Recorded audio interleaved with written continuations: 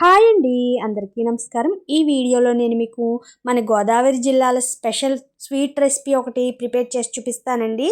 అదేమిటంటే మన అమ్మమ్మల కాలం నాటి నుంచి నేటి వరకు ఉన్నటువంటి పాలముంజుల రెసిపీ. టేస్ట్ అయితే చాలా బాగుంటుంది. ఇప్పుడు ఏ విధంగా ప్రిపేర్ చేసుకోవాలో వీడియోలోకి అయితే వెళ్దాం. దీనికోసం నేను ఇక్కడ ఒక 2 కొబ్బరికాయలు అయితే తీసుకున్నానండి. ఇవి మీడియం సైజులో ఉన్నాయి. ఒక కొబ్బరికాయ అయితే బాగా చిన్నగా ఉంది కదా. ఇలా 2 కొబ్బరికాయలను తీసుకొని చక్కగా వీటిని పగలగొట్టిన తర్వాత ఇలా సెపరేట్ చేసామండి.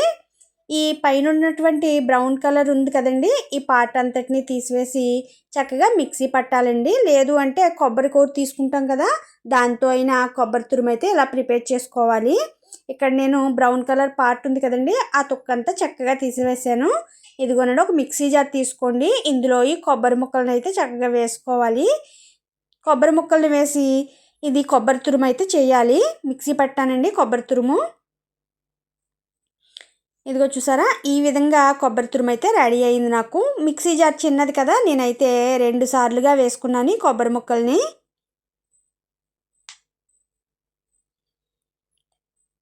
ఇక్కడ కొబ్బరి తురుము అయితే రెడీ అయింది కదండి. ఈ కొబ్బరి తురుమును అయితే ఒక పక్కన పెట్టుకోవాలి. పక్కన పెట్టి ఒక కప్పు తీసుకొని ముందుగా ఈ కొబ్బరి తురుము ఎన్ని కప్పులు వచ్చింది అనేది కొలవాలి. నాకు ఇక్కడ 3 కప్పులు కొబ్బరి తురుము వచ్చిందండి. 3 కప్పులు కొబ్బరి తురుము తర్వాత ఒక 3 స్పూన్ల వరకు కొబ్బరి తురుము అయితే కొద్దిగా మిగిలిందండి. అది కూడా నేను మీకు చూపిస్తున్నాను, చూసారా. అంటే 3 కప్పులు ఫుల్గా వచ్చి కొద్దిగా ఉన్నదంతే. ఇక ఇప్పుడు ఒక స్టవ్ పై కళాయి పెట్టుకోవాలి. ఈ కళాయిలో కప్పున్నర వరకు బెల్లాన్ని అయితే వేసుకుంటున్నాను నేను ఇక్కడ.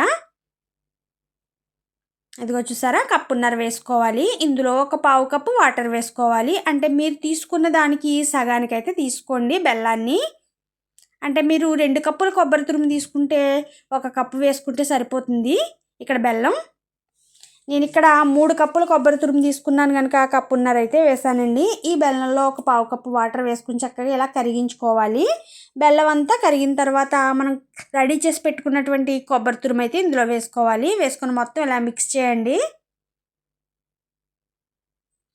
మనకి కొబ్బరి లౌజ్ అంటారు కదా, అలా ప్రిపేర్ అయిపోవాలండి చక్కగా.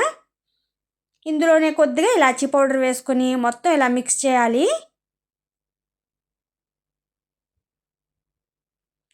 ఒక 10 నిమిషాలు స్టవ్ సిమ్లో పెట్టి రెడీ చేసుకుంటే మనకి ఈ లస్కూర అనేది రెడీ అవుతుందండి.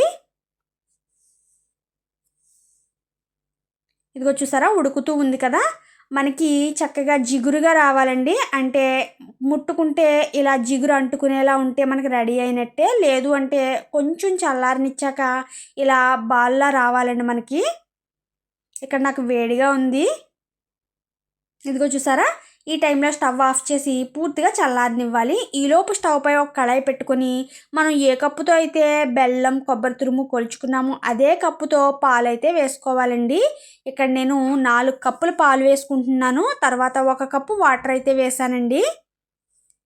2 కప్పుల బొంబాయి రవ్వకి 4 కప్పుల పాలు, 1 కప్పు వాటర్ అయితే వేసుకున్నాను నేను. లేదు అంటే మీరు 5 కప్పులు కూడా పాలనే పోసుకోవచ్చు. మీరు అడ్జస్ట్ చేసుకోవాలండి పాలను బట్టి. ఇక్కడ ఇది బొంబాయి రవ్వ అండి, కరాచీ నూక అంటాం కదా, ఆ రవ్వ అయితే తీసుకొని ఈ పాలు ఒక పొంగు వచ్చేదాకా మరిగించి తర్వాత ఇందులో ఇలా కలుపుకుంటూ వేసుకోవాలి. అంటే ఉండలు కట్టకుండా వేసుకోవాలి. 2 కప్పులు బొంబాయి రవ్వ వేసి ఇలా చక్కగా మిక్స్ చేసుకుంటున్నాను నేను. ఇదిగో చూసారా, ఉడుకుతూ ఉంది కదా. ఇక ఈ టైంలో కొద్దిగా ఇలాచీ పౌడర్ వేయండి. అలాగే 3 నుంచి 4 స్పూన్ల వరకు పంచదార కూడా వేసుకోవాలి. ఒక చిటికెడు సాల్ట్ వేసుకొని మొత్తం మిక్స్ చేయండి. ఇలా స్మూత్గా వచ్చేంత వరకు ఇలా మిక్స్ చేసుకోవాలి. మనకి ఉండలు అన్నవి అస్సలు రాకూడదండి. ఇలా మిక్స్ చేసిన తర్వాత స్టవ్ ఆఫ్ చేయాలి. స్టవ్ ఆఫ్ చేసి ఇందులో కొద్దిగా నెయ్యి వేయండి. 1 స్పూన్ నెయ్యి వేసుకుంటే సరిపోతుంది. నెయ్యి వేసిన తర్వాత మరొకసారి ఇలా మిక్స్ చేసుకోవాలి.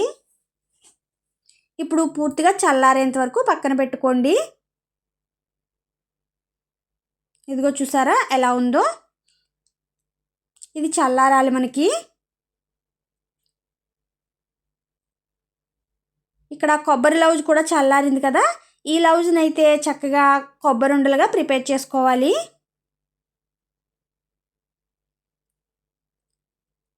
మధ్యలో పూర్ణంగా పెట్టుకోవాలి వీటిని. ఈ పూర్ణాన్ని అయితే ఈ విధంగా ప్రిపేర్ చేసుకోండి. ఈ కొబ్బరి లౌజ్ ప్లేస్లో మీరు మనకి బూరెల పూర్ణం ఉంటుంది కదండి, పెసరపప్పు పూర్ణం కానీ శనగపప్పు పూర్ణం కానీ ఏదైనా పెట్టుకోవచ్చు.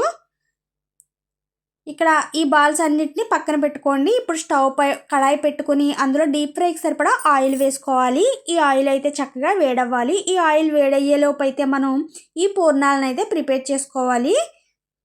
పైన పెట్టుకునే తోపు రెడీ అయింది కదా, ఇప్పుడు కరాచీ నూక ఇది ఒక్కసారి ఇలా స్మాష్ చేసినట్టు కలపండి. మనకి స్మూత్గా రావాలండి. ఇప్పుడు చెయ్యికి ఆయిల్ కానీ గీ కానీ ఏది ఉంటే అది అప్లై చేసుకొని చక్కగా ఇలా మనకి ఈ తోపునైతే చక్కగా ఇలా స్మూత్గా కలిపిన తర్వాత కొంచెం డబల్ క్వాంటిటీతో ఇదిగో చూసారా, ఈ ఉండకి డబల్ తీసుకోవాలండి. మనం ఈ ఉక్కించిన కరాచీ ఉంది కదా, దీన్ని పూర్ణంగా తోపు పెట్టుకుంటాం కదా, అది డబల్ క్వాంటిటీలో తీసుకోవాలి. తీసుకొని చక్కగా ఇలా ప్రమిదలా చేసి అందులో మధ్యలో అయితే ఇలా పెట్టండి, హోల్గా చేసి. ఇదిగో చూసారా, నేను చేస్తున్న విధంగా మీరు కూడా ప్రిపేర్ చేయాలి. ఈ పూర్ణాన్ని ఇలా మధ్యలో పెట్టి ఇలా మొత్తం క్లోజ్ చేయాలండి. క్లోజ్ చేసి రౌండ్ బాల్ లాగా ఇలా చేస్తే మనకి ఇక్కడ పాలముంజి అనేది రెడీ అవుతుంది. ఇదే విధంగా మొత్తం ప్రిపేర్ చేసుకోవాలి. మీరు చేసుకునేటప్పుడు ఆరిపోకూడదండి. ఒక ప్లేట్ మూత పెట్టండి. మీరు ఒక 4 చేసుకుంటూ వేయించుకుంటూ మళ్ళీ చేసుకోవాలి. ఒకేసారి ఈ బాల్స్ అనేవి ప్రిపేర్ చేసుకుని పక్కన పెట్టుకోకూడదు, ఎందుకంటే ఆరిపోతాయి మనకి. ఇప్పుడు బాగా వేడైన ఆయిల్లో వీటిని అయితే వేసుకొని చక్కగా ఫ్రై చేసుకోండి, మంచి బంగారు రంగు వచ్చేంత వరకు. రెండు వైపులా ఇలా తిప్పుకుంటూ చక్కగా వేయించుకోవాలి. మీరు వేసిన వెంటనే గరిట అయితే పెట్టొద్దు. ఒక 2 నిమిషాల తర్వాత గరిట పెట్టి ఇలా వేయించుకొని ఈ రంగు వచ్చిన తర్వాత అయితే తీసేయాలి. ఇదే విధంగా మొత్తం పాలముంజలన్నిటిని కూడా చక్కగా వేయించుకుంటూ ప్లేట్లోకి అయితే తీసుకోవాలి.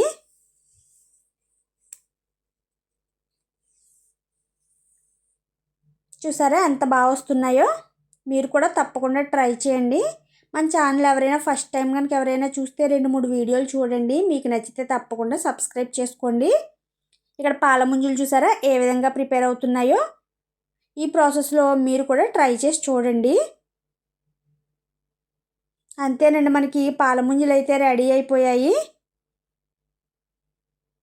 ఆయిల్ కూడా పెద్దగా పీల్చదండి. చూసారా, ఆయిల్ అయితే నాకు ఇక్కడ పాలముంజలు అనేవి చక్కగా రెడీ అయిపోయాయి. ఒక 5 అయితే కొబ్బరి ఉండలు మిగిలిపోయాయండి. పైన పెట్టుకునే తోపు అంతా అయిపోయింది, ఈ కరాచీ నూకతో చేసిన తోపు. ఇక ఆ 5 కూడా మనకి కొబ్బరి ఉండలుగా తినచ్చు కదా. వీటిని అయితే చక్కగా సర్వ్ చేసుకుంటున్నాం. చూడండి ఎంత బాగున్నాయో, చూస్తుంటే నోరు ఊరుతుంది కదా. మీరు కూడా ఒక్కసారి అయితే ఈ ప్రాసెస్లో ట్రై చేసి చూడండి. మీకు ఒకటి కట్ చేసి చూపిస్తున్నాను చూడండి. మామూలుగా చేతితో తుంచినా వచ్చేస్తాయి మనకి.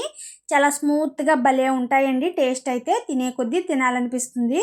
ఓకేనండి, ఈ వీడియోని నేను ఇంతటితో క్లోజ్ చేస్తున్నాను. ఈ రెసిపీ కనుక మీకు నచ్చినట్లయితే తప్పకుండా లైక్ చేసి షేర్ చేసి సబ్స్క్రైబ్ చేయండి. ఓకేనండి, బాయ్.